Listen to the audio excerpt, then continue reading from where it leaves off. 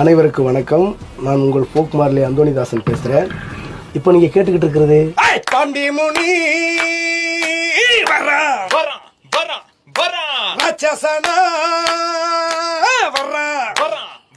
யாருக்கும் அஞ்சாத மாவீர பீரங்கி போல் நிற்கும் போர் வீர தோற்றத்தில் பார்த்தாக்கா ஆங்கார தோற்றத்தில் எப்போதும் ஓங்கார.